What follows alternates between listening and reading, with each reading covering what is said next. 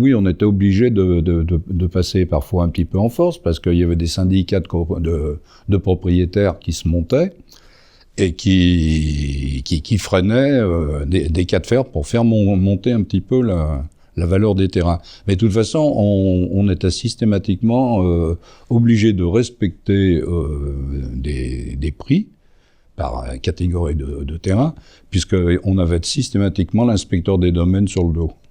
Chaque semaine, on avait une rencontre avec les différents propriétaires à qui on faisait signer, si vous voulez, notre promesse de vente. Mais chaque fois, il y avait une entente avec les services fiscaux.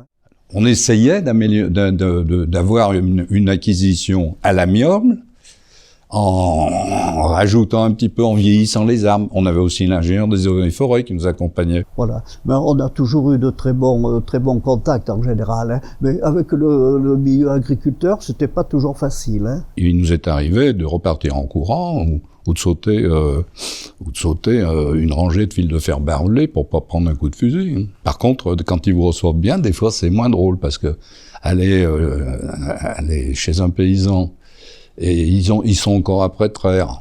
Allez à la cuisine, je vais vous rejoindre. Et puis en attendant, on vous sert un petit pastis maison. Ah, vous avez mangé un pastis maison jaune et puis vous faites ça parce que Tony m'avait dit, qu'est-ce que vous faites? Ben, Julie, j'avais une grosse mouche, alors je voulais pas la manger aussi. Dans les expropriations où les gens refusaient et étaient, comme vous dites, expulsés, qui est un grand mot, mais qu'on peut employer, ça représentait moins de 5%.